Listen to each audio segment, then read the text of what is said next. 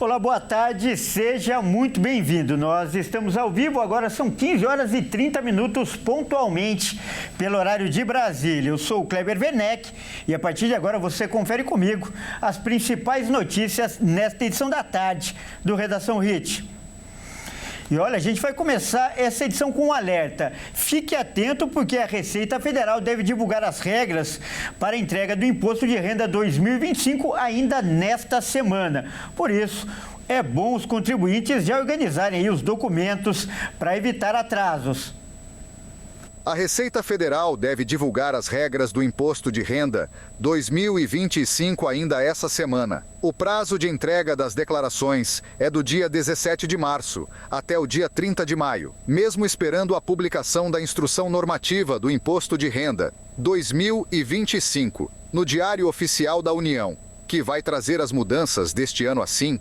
A orientação é começar a organizar os documentos para evitar atrasos na entrega da declaração e poder receber a restituição mais rapidamente, caso tenha direito. No ano passado, a Receita Federal recebeu ao todo mais de 45 milhões de declarações de contribuintes que somaram rendimentos tributáveis acima de 30 milhões de reais. E esse ano, a expectativa de especialistas é de que contribuintes que receberam mais de 33 milhões de reais no ano passado. Vamos mudar de assunto então para falar do home office, né, que tem sido um modelo de trabalho muito eficaz desde a pandemia. Porém, o maior tempo em casa e em frente às telas tem tornado as pessoas cada vez mais sedentárias.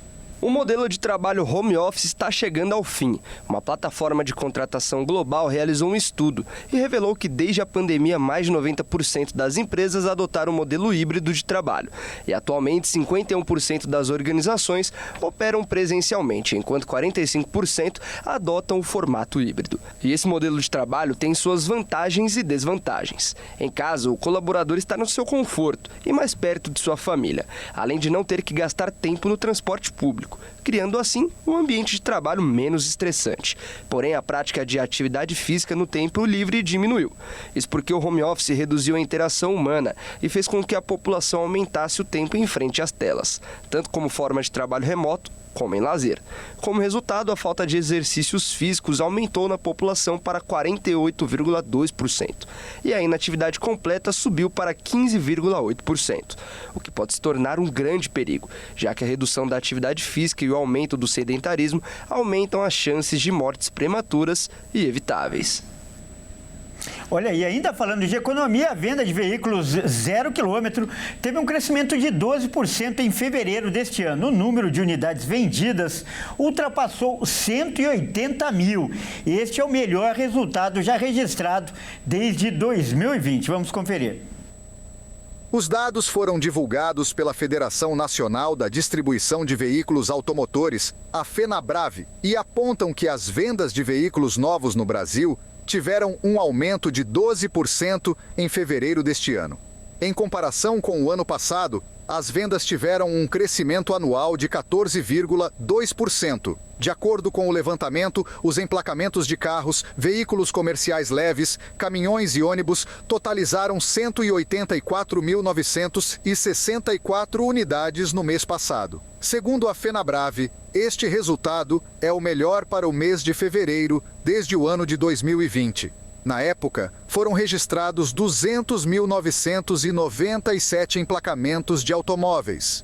No caso das motos, este mês os emplacamentos subiram 14,4%, registrando no total 155.954 unidades.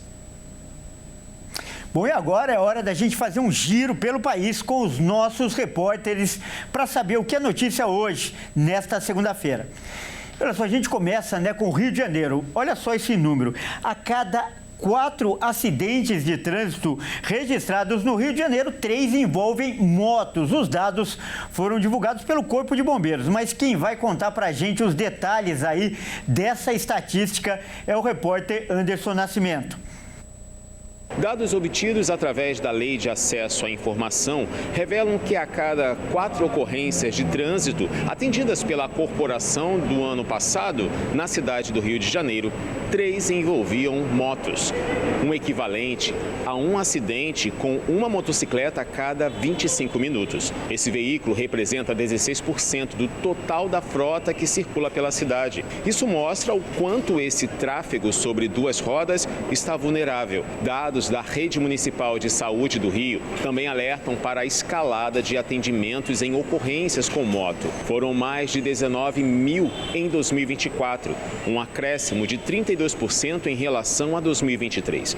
Apesar da legislação proibir, não é raro se deparar com motociclistas na contramão, avançando o sinal vermelho, sem capacete, cortando pela direita e circulando em calçadas e passarelas de pedestres. Entre as ocorrências de trânsito, o acidente com moto é o mais letal, podendo provocar danos irreversíveis. Levando em consideração apenas as infrações que só podem ser cometidas por motos, no ano passado a Guarda Municipal aplicou 13.382 multas, sendo as mais registradas por conduzir motocicletas sem capacete e transportar passageiros também sem o capacete, e por transitar com o veículo em passarelas. E outro alerta importante para você que nos assiste. Olha só, o governo federal está fazendo um alerta sobre golpes. Fique atento. Muitas pessoas têm recebido mensagens falsas sobre a inscrição para o Enem dos concursos de 2025. Mas quem vai contar para a gente os detalhes desse alerta é o Alexandre Cardoso.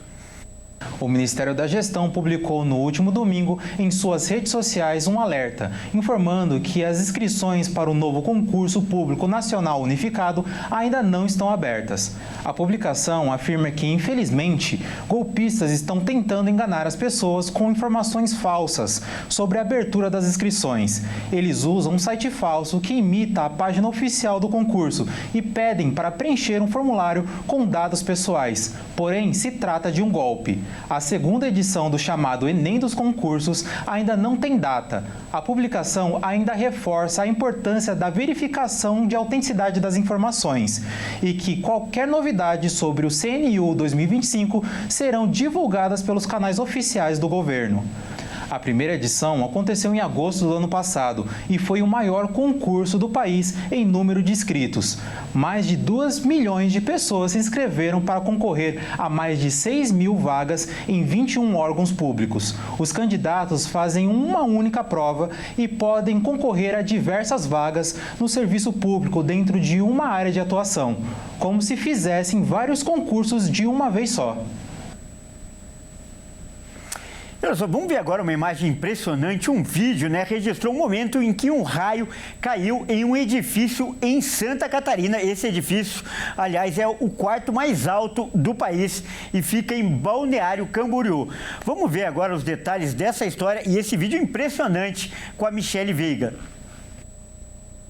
E depois de temperaturas escaldantes na última semana, a chegada de uma frente fria derrubando as temperaturas trouxe muitas preocupações para Santa Catarina. Essa frente fria oriunda do Rio Grande do Sul se instalou na tarde deste domingo em várias regiões, causando muitos alagamentos, áreas aí com perigo, com interdição, enfim. Mas o que chamou muito a atenção, é claro, quando vem uma frente fria depois de tanto calorão, vem raios e trovões, e um raio atingiu um dos maiores edifícios do Brasil, o 4º maior para ser exato, que fica em Balneário Camboriú. O vídeo está circulando nas redes sociais, já tem mais de 70 milhões de acessos, porque esse raio atinge uma gaiola de proteção de um sistema de para-raio, nesse que, como eu disse, é o 4º maior edifício do Brasil, com 235 metros de altura.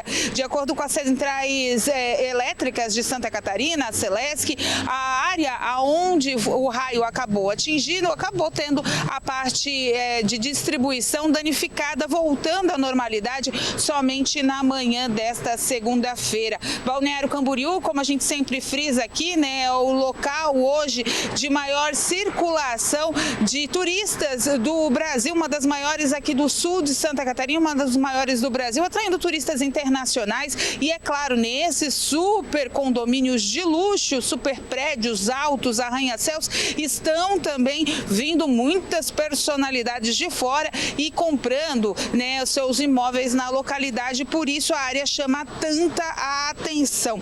Esse edifício, o Infinite Coast, teve aí a sua estrutura preservada, é claro, e de acordo com os engenheiros, o prédio que fica ali na Pontal Norte, né, na área de Camboriú, onde teve aquela praia alargada, né, que muito também se falou por aqui, o prédio não teve comprometimento na estrutura e muito menos danos na parte elétrica, né? Realmente a descarga foi muito grande, o prédio é muito alto, recebeu esse raio, essa imagem que está chamando a atenção de todos que estão acessando ela através das redes sociais, e a gente deixa aí tranquilidade, né, que tudo já voltou à normalidade em Balneário Camboriú, mas o susto foi grande. Raios e trovões são sempre comuns por aqui, principalmente nessa troca grande de temperatura. Santa Catarina essa semana deve ter temperaturas bem mais amenas, por volta aí dos seus 20, 25 graus, não chegando a 30 graus, o que dá um alívio para todo mundo, mas não está aí escape de raios e trovões em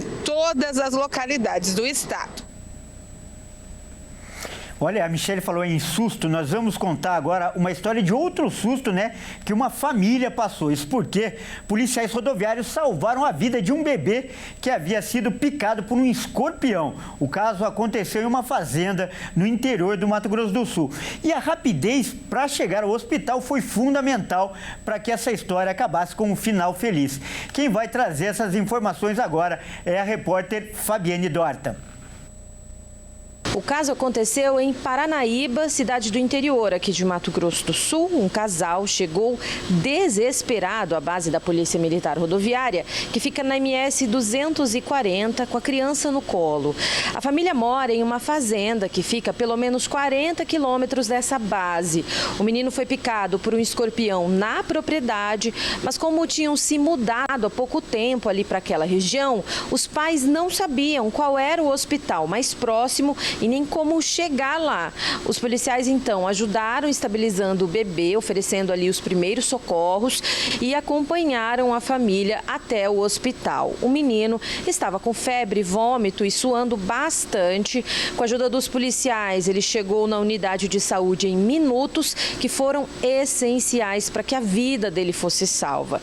A criança ficou internada por alguns dias e, depois de ter alta, os pais retornaram à base policial para agradecer a equipe que ajudou o menino a sobreviver. E olha só que história chocante. Uma mulher matou um marido e guardou o corpo no freezer. Depois saiu para fazer compras com o cartão de crédito dele. Esse caso aconteceu no Rio Grande do Sul e agora é a vez da nossa repórter, a Kátia Fantin, contar a história. A Polícia Civil ouviu a mulher suspeita de esquartejar, carbonizar e esconder o corpo do marido, Milton Prestes da Silva, de 55 anos, dentro de um freezer na casa onde o casal vivia em Balneário Quintão, no litoral norte gaúcho. Ana Alice da Rocha foi presa no último sábado. Durante o depoimento, ela negou qualquer envolvimento no crime, mas a polícia rastreou os passos e desconfia da versão. Segundo a Polícia Civil, enquanto o corpo ainda estava na casa, ela fez compras em um supermercado usando o cartão do companheiro. Ana Alice disse que tomou remédios fortes no último dia em que Milton foi visto com vida e teria ficado com sonolência sem saber o que ocorria na casa. Familiares contaram à Polícia Civil que ela agiu de forma estranha quando foi questionada por eles a respeito do paradeiro do marido. O filho da suspeita foi preso em flagrante. Ele teria confessado o crime durante o interrogatório sob a alegação de que a mãe sofria violência doméstica. Em nota, a defesa da suspeita declarou que nos próximos dias novos documentos e elementos serão anexados ao inquérito, trazendo mais esclarecimentos sobre os fatos e destacando que a verdade será devidamente esclarecida. Vamos falar agora de outro caso policial que também tem chamado a atenção lá na Bahia. 2 atores foram baleados durante uma ação da Polícia Militar da Bahia. Eles estavam participando de uma filmagem com armas de mentira e foram confundidos com criminosos. O Cleiton Rodrigues é quem vai trazer as informações. Um dos artistas foi atingido no rosto e o outro na região das nádegas. Eles foram socorridos ao Hospital Geral do Estado da Bahia, que fica na própria capital baiana, Salvador, onde permanecem internados. Até o fechamento desta edição, não havia atualização sobre o estado de saúde dos dois. De acordo com a Polícia Militar, as armas utilizadas na gravação não possuíam sinalização de que eram falsas e a corporação não foi informada sobre a gravação.